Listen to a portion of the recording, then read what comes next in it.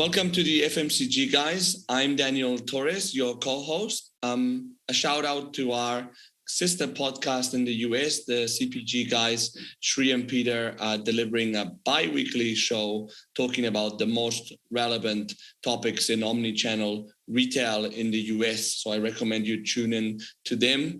I'm accompanied as usual by Efrain Rosario. How are you, Efrain? Good to see you. Good. Daniel, how are you? I'm recovering from the Champions League match last night. We won't talk about that to avoid raising any ire. That we won't. Fortunately, when this episode is aired, there will be history, and hopefully Real Madrid will have lost the Champions League final, but I won't put any money on that. What are we talking about today, Efrain? Tell me. So today we are talking about the digital shelf, which is quite a hot topic in omni-channel retail these days. And I think to explain it in layman's terms, when we think about traditional marketing and traditional retail marketing, you've always thought about merchandising on the physical shelf in terms of like placement in physical stores, whether that be in the aisle where your category is featured, or it could be in end caps or displays at the cashier or in the lobby. And a lot of the work that teams in category management and in shopper marketing do is securing that space, but then being able to develop and craft the right messaging and the right merchandising to ultimately be able to stop, engage, and land or convert shoppers to purchase their products. So if we think about that in terms of the parallel, now that we have to think about in an omni-channel world, not just the physical, but also the digital shelf, we have some of those same kinds of challenges, although the dynamics are a little bit different with regards to availability of data and some of the, let's call it the keys to success, if you will. Yeah, definitely. So to talk about this topic, we actually have a subject matter expert here with us today.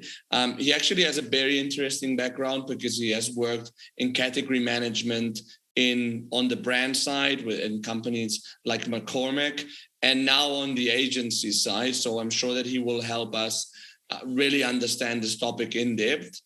This is Andrew Pearl. He's the VP of Insights at Profitero, which is an agency who has just been acquired by the Publicis Group.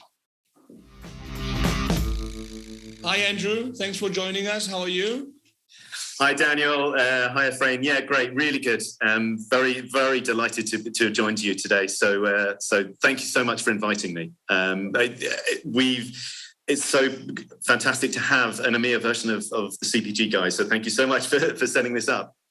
Well, it's our pleasure, and thanks for joining us. We know that you've had a busy few weeks, so we'll touch on that here in just a second. But thanks again for joining us on the episode today. So to kick things off, on that note, can you tell us a little bit about yourself and about Profitero? As I alluded to just a second ago, the recent big news around Profitero that was just released as we were recording this. Indeed, it's been an exciting time, Efrain. Yes, absolutely. So I've been at Profitero about 6 years now. I'm the head up the Insights team for EMEA.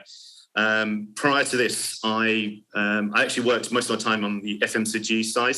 So I worked on the branded side. I was about 15 years in total at companies like Mars and McCormick.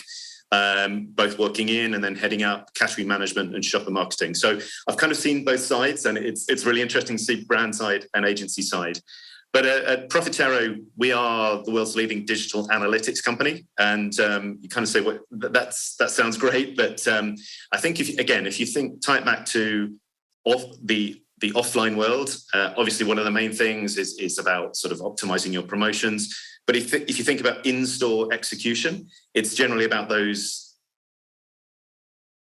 couple of the range of views maybe once a year about getting your spot in the right place and getting those big end cap promotions. So it's kind of building up to big events. The digital shelf is utterly dynamic. You search for your product, particularly if you're talking about a retailer like Amazon. 1 minute you're top of page one where you're most likely to drive a sale. The next minute you can be disappeared completely for so many reasons and ultimately invisible to shoppers. So digital shelf is all about understanding what you can do to maximize your availability ultimately to make sure your product's findable and also to give your products a real compelling reason. So that's what we do at Profitero. We help all our clients to grow their e-commerce sales by really answering those three questions. And we do that daily. We're monitoring hundreds of retailer websites on a daily basis with areas like pricing, availability, content, search, and ratings and reviews. And finally, to bring this to a close, you mentioned this exciting news. So on Tuesday, it was announced that we've been acquired and we are now part of the Publicis Group, the enormous media group, which is fantastic. It's really combining our data, our strong understanding of the digital shelf with all the expertise of consumer, shopper, technology that the Publicis Group bring to us. And so, we really believe it will give the most compelling digital shelf and e-commerce analytics capabilities going forward. Mm-hmm.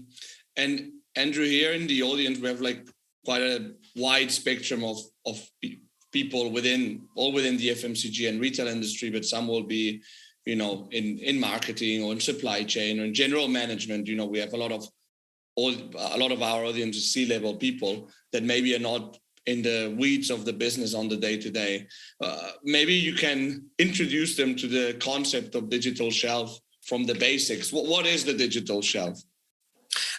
Absolutely, Daniel. It's a great question. And as I mentioned, it's because things change so frequently. I mean, dynamically, minute by minute, on some of the more established bricks and clicks mortars stores, it's not quite the same, but equally, you've really got to answer three key questions. What can I do to maximize availability? Because one thing is very clear. Of course, if you're out of stock online, then it's not just the lost sales that you will encompass for a particular period. We know that everything on the digital shelf, everything online affects each other. So actually, if you're out of stock for just one day on a retailer like Amazon or Tesco, it can take up to 3 to 4 days to recover your sales. And the reason for that is because many retailer websites, you just become invisible. They stop access to your product page. And therefore... So basically, the digital shelf is like the way the products appear online? Yeah, exactly. It's the equivalent of if you think about in-store, it's about your position on shelf. As I mentioned, it's about getting that great display, perhaps for your big promotions on an end cap or a gondola end. It's what you can do to maximize the visibility of your products. But on the offline world where, say, it's less dynamic and you maybe have only 1 or 2 chances throughout the year to influence it. On the digital shelf world, it changes daily and sometimes hourly and sometimes minute by minute. Now, of course, you can't be constantly evolving. So what digital shelf management is all about is understanding what are the key levers that you need to pull to maximize your visibility. And that may be by having great titles, understanding the language that shoppers are using to find your products and getting them in your product titles, your descriptions, and so on. So you can work with the retailer algorithms and get your products as high up on page 1 as possible. We all heard the stat about approximately 70% of shoppers don't look beyond page 1. So, if you're not on there, you are invisible and you're not going to get bought. So, it's understanding what you can do. And it's really about, as I say, the benefits of good digital shelf management. So by optimizing your content, as I said, getting good titles, we know that if you move your product from page 2 up to page 1, just by doing that alone on the digital shelf, you can increase sales by about 50%. But then if you get it into those all-important top 10 spots, that sales growth can increase up to about 86%. So there's real meaning from fairly simple things, just by getting good product titles, good descriptions, good images, relatively simple things, you can drive real meaningful sales. And on the opposite side it's about if you want to balance or sort of negate the negative effects of not managing the digital shelf. So I mentioned with availability, of course, if you're out of stock for 1 or 2 days, you lose sales. In the in-store environment, when you go back on shelf, you start selling again. That's no problem. But on the digital shelf, you'll drop down a few places, and it can take you, again, on retailers perhaps such as Tesco, Carrefour, it can take you sometimes up to almost 2 weeks to recover the position you were in. So again, you think about it, you're out of stock for maybe 2-3 days, you're losing sales during that period. And then you're also losing sales for another week, 2 weeks, just because you're not on page one.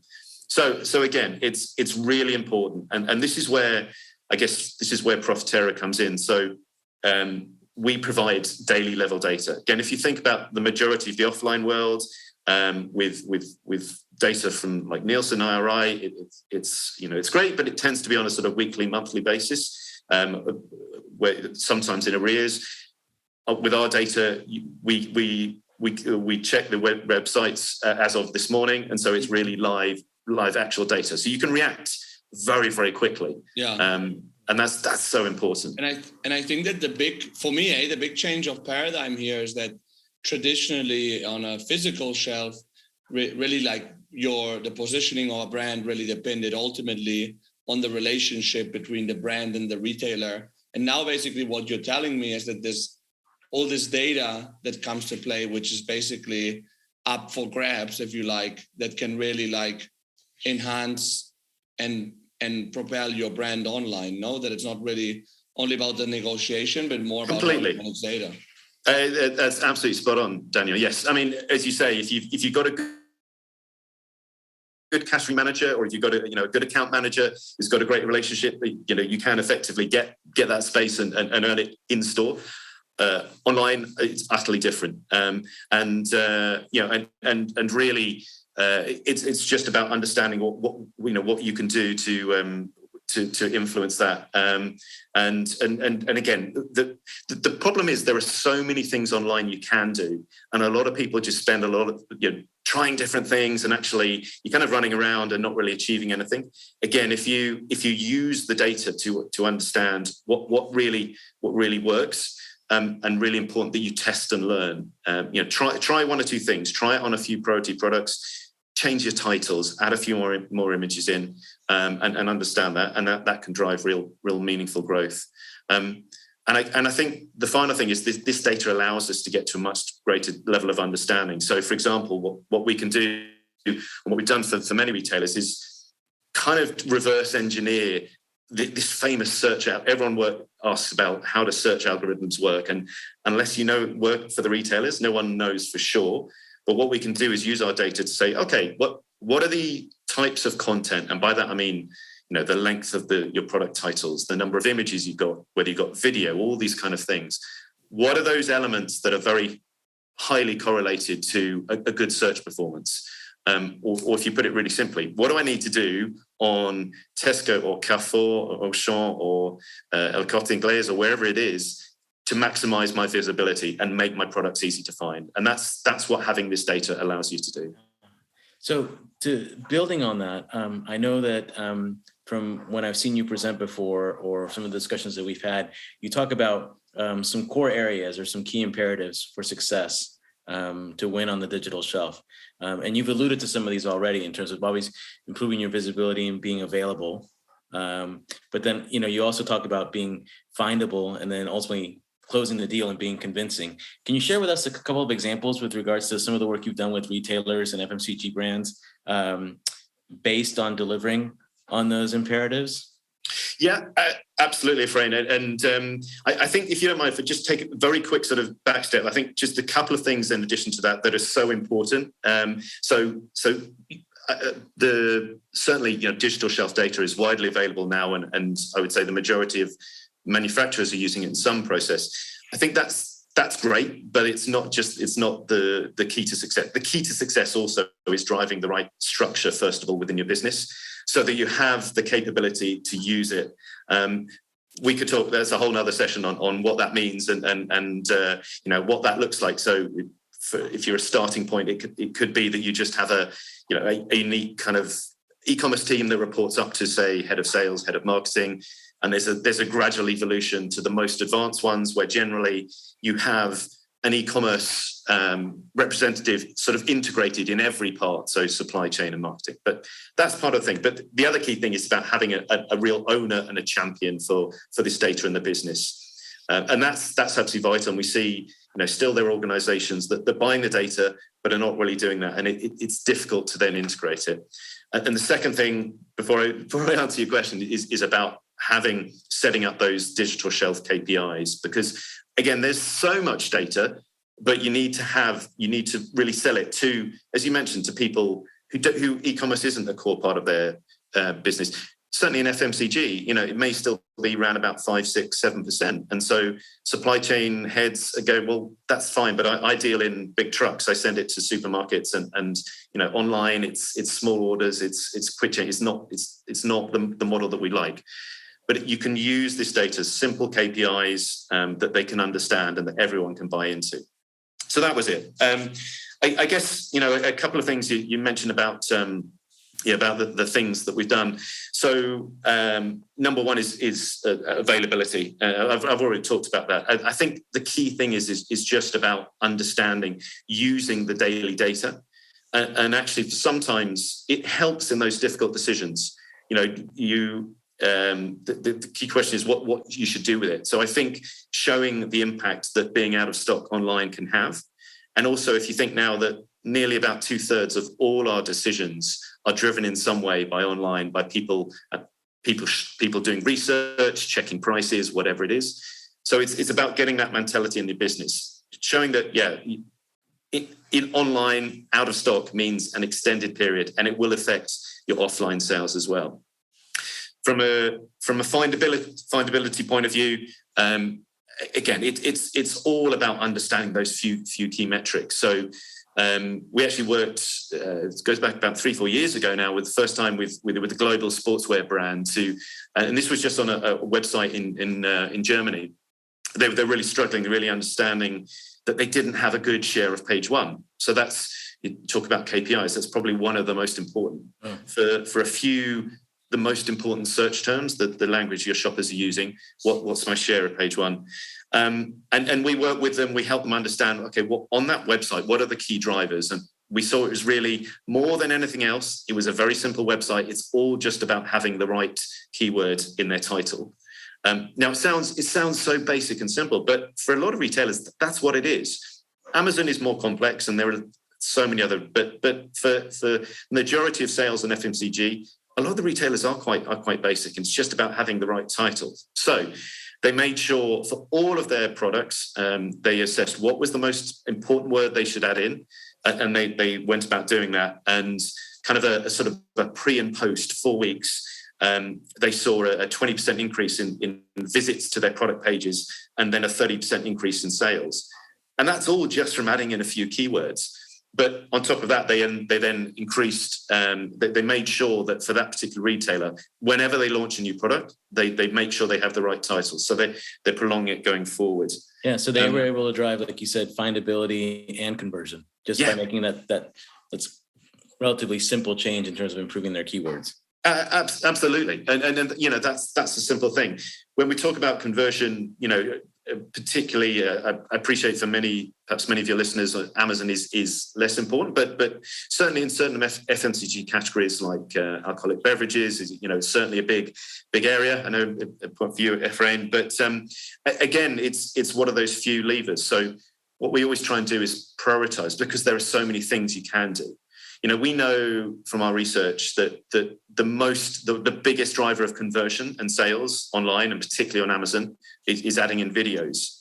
Generally we see uplifts around about 36-40%, and fairly then that a bit further ahead than images. So again, what we always do is focus our clients' attention on what's the most important thing they can do, and the final thing is also about understanding, when you're talking about driving conversion, is about checking versus your competitors. Now, if you're one of those organizations that doesn't have access to data, that's a very free and easy, a quick and easy thing you can do for free. Just go onto a retailer website and have a look versus your competitors. How are you doing in terms of number of images, presence of video, length of title? Or you can use Profitero, and we do that automatically for you, and we can show you where you're behind. Because again, customers who've just who realised that they were way behind the benchmark, and actually use it to catch up in terms of adding in more images, more titles, the more keywords into their title, have seen real meaningful growth. One client in particular was underperforming versus the category.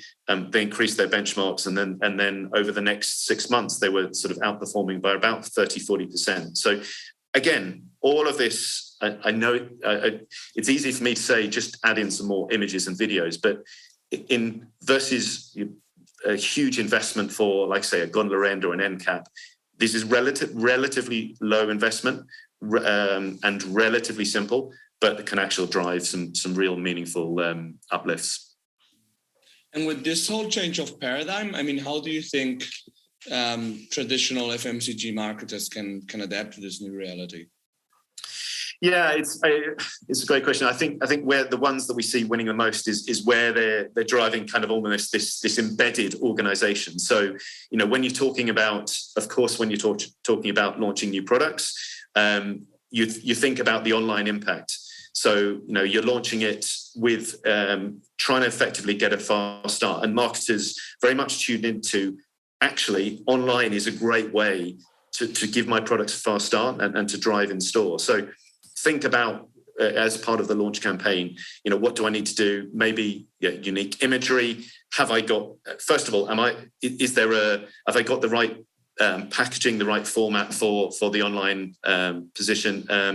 And also, thinking about investment as well. So maybe you do need to think about creating or having a particular budget to drive that fast online start. And that may be things like creating ratings and reviews. Now, that can either be certain retailers have their own campaigns, or you can use other agencies to share reviews, perhaps from that you've created from your own websites, and get those onto the retailer websites.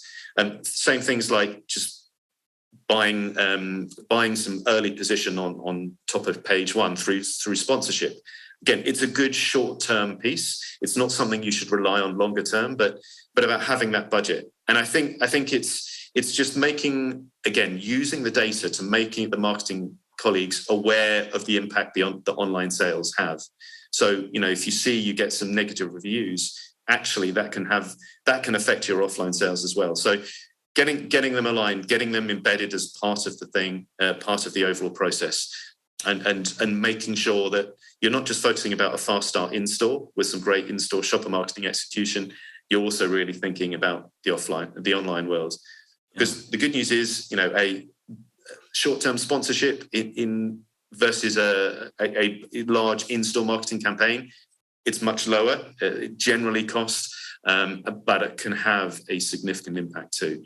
Well, I think you alluded to it before, and I think the point you just made drives it home, which is that we're not just talking about online sales, but obviously the influence of online on offline sales as well is something that people have to consider, right? So I can't remember the last time I bought something of significant value where I didn't go online to check the ratings and reviews, even if I didn't buy it from the online retailer. So I think you're spot on that point. So we've talked a little bit already about Amazon, and like you said, the relative importance of Amazon in regards to a company's or an organization's e-com strategy may vary, but I think for the most part, how should an organization, an FMCG, particularly one who's in their early days around their digital and e-com strategy, think about Amazon? Like, what should the role of Amazon be as part of my overall marketing strategy? Yeah, it's a great question, and it's one we have an awful lot, and it does very much differ on the category, obviously. But I think one of the main things that Amazon provides any brand, and even FMCG, which are still relatively new, it's that opportunity to test and learn, the test quickly, learn very quickly, reapply, and then because generally, obviously, if you've got that direct relationship with Amazon, you can control all of that. And you can use that learning then to reapply across the other retailers. Amazon is, of course, the most advanced. It has the most advanced search algorithm. It has generally some of the most advanced media opportunities. So again, if for as a way of driving it, you need to think of that. I think that is the key thing, is using it as a real test bed. Fully appreciate there are many challenges. We know Amazon is like many retailers is very challenging at the moment. So it is important perhaps to think about, are there unique things I can do? So if you want to avoid that sort of race to the bottom of price comparison, what can I do? Are there some unique products that I can launch, that I can test and learn? There are all sorts of different ways you can go about it. Again, perhaps a separate conversation sometime. But the relationship you can have with Amazon, is it you can either have that direct one, or you can have a effectively set your company up as a third party, as a marketplace. So you really own and have control over pricing and areas like that. So lots of things. But I think firstly, I would say, just to summarize it, test and learn. That's the real power of Amazon, and will allow you then to influence what you do in the supermarkets and the more standard bricks and mortar retailers. And number two is just think about the traffic. Think about, particularly events. You're talking in your sort of area, Efrain. You talk about Mother's Day, Father's Day, big events like that. The traffic is the key driver. We know the recent Prime Day or Prime Day last year, about 64% of consumers were planning to buy. And again, depending on your category, if you're looking at there was a sort of the younger group, the 18 to 29s, that rose up to nearly 90% of them are planning to buy. It's Amazon just drives sheer volume and sheer traffic. And so, it's a case of, if you're not there, again, you're going to be invisible. So it's almost a cost of not participating. I totally understand it's very difficult. It's a challenging retailer, but if you're not there, you're going to be losing out. And sometimes, again, just in these particular events, using the power and the traffic that is driven to Amazon over time to drive more visits to your product pages, and therefore more awareness, more visibility, again, can have a big impact on your offline sales too. I think you nailed it there as well, which is that I think, to maybe oversimplify, I think for a lot of FMCGs, we need to think about Amazon not just as a sales channel, but also a media channel as Absolutely. Well, because of the fact, like you said, that they offer quite advanced media opportunities. And like you said, you've got a fairly captive audience with somewhere between 60 and 90% of consumers planning to visit there during some of those key events. Yeah, it really is. And I think as well, the final thing is, bring back to my heartland, which is data as well. So just with data, either through Profitero or actually if you supply Amazon yourself, you have access to more data, I would say, than any other retailer. And so for things, when you're talking about media campaigns, there is absolutely a great way of making and optimizing those. If I could just give you a simple example. So we actually worked with one of our customers who were working with their media agency, and on Amazon you have access now. If you're a direct supplier, you can get access to conversion data for your own products. So you can see the level of conversion that you're getting. You can also see the amount of traffic that your products are getting. So you can do this yourself, or at Profitero, we provide it in a nice, simple kind of 4-quadrant chart, so you can really easily see the products. And actually, we worked with the client and their media agency. See, they were investing a lot of their media spend on products that generally already had quite high traffic, but actually had at the same time very low conversion. So they're kind of throwing the money away. You're driving traffic unnecessarily because it's getting there organically. And when you do get there are various reasons. The content wasn't great. Perhaps they had poor reviews or not enough reviews. And so shoppers weren't converting. So by using this data, the agency actually changed their spend from those with high traffic, low conversion to the opposite way around, actually to ones that are already, if you can get shoppers to look at the product pages, they've got great conversion. They're fantastic products. The problem is they're not getting enough traffic there. And by doing this over time, actually in a very, very short period of time, they drew massive increases. So 115% increase in their ROAS, their advertising return on spend, but most importantly, a 10% increase in market share. So, again, it's by using that data. And that's I think why we're so excited about now a big part of the Publicis Group, with obviously the massive media capabilities and buying power that they have. Combining that, the power of that buying power with Profitero data, really, I think, will give the best experience for our clients to really optimize that media spend. Mm-hmm. And I wouldn't say in 10 years, but because of all these changes happening, but maybe in the next 3 to 5 years, how do you see brands, retailers evolving in this space in the next year? Yeah, it's again, I always go back to the kind of the offline world, because in FMCG, that's where still the majority of sales come through. But again, when I was in category management, it's kind of about historic reporting, right? So if you're using the data as available, you're looking that something happened, a week, perhaps a month, 3 months, 6 months ago, and that's, to be honest, in the digital stealth world, that's still where the majority of manufacturers and also of data providers are. Even though we're providing data for today, it's ultimately kind of historic. So I think where I see the biggest evolution, Daniel, is moving from historic reporting to real predictive analytics. And again, it's where the technology we have with the Publicis Group will help accelerate that really quickly. But really understanding, so if you have an event online, like you go out of stock, or you fall off page one, or some content changes on the retailer website, mm-hmm. which, by the way, happens all the time. Mm-hmm. A lot of people aren't aware of it, but for whatever reason, you launch some great videos and they disappear the next day. Again, another topic of conversation. But imagine one of those things happen.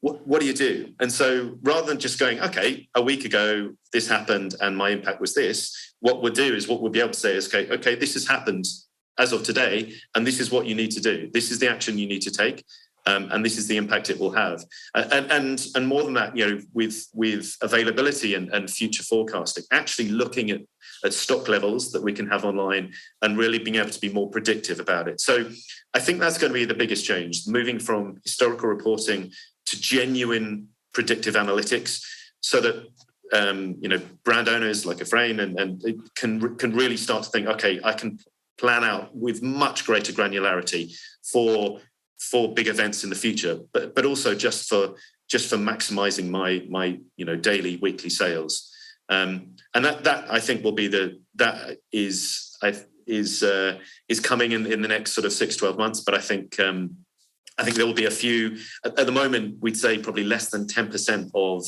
global manufacturers are really in the position to do that. I think over the course of the next 3 years, like you said, Daniel, I hope that will rise pretty quickly, and all brands will be able to make use of these new sort of predictive analytics.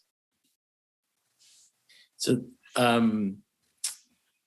I think the fact that you said that there's only about 10% of companies today who are well positioned to make that transition from prescriptive to prescriptive analytics leaves a lot of runway for growth for a lot of companies in our space. So, well, Andrew, this has been great. I know I personally have gotten a lot of insights just from our brief conversation today, and I think our audience has as well. So to wrap up, we ask one question to all our guests, and it really more is around your experiences and really kind of looking back. So if you were able to go back in time to the beginning of your career, so in your earlier FMCG days, and if you were able to give your younger self one piece of advice based on everything you've learned over the past 15 plus years of your career, what would that piece of advice be?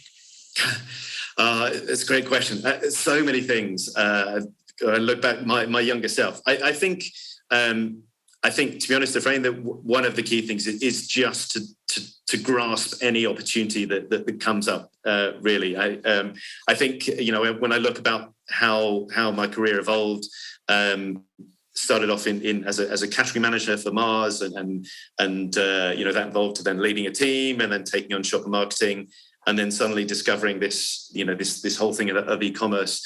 And at various stages, I was very fortunate to be able to have some time working abroad. But it's really grabbing those opportunities and learning from them. And then I think the final thing is also about building that real network. I must admit, when I started, I kind of hated that word. The whole networking thing, it's not me. It feels false. You realize now that it's one of the best things. And if nothing else, it's people to have a drink with every so often, or just have a catch up. And at its best, it's someone to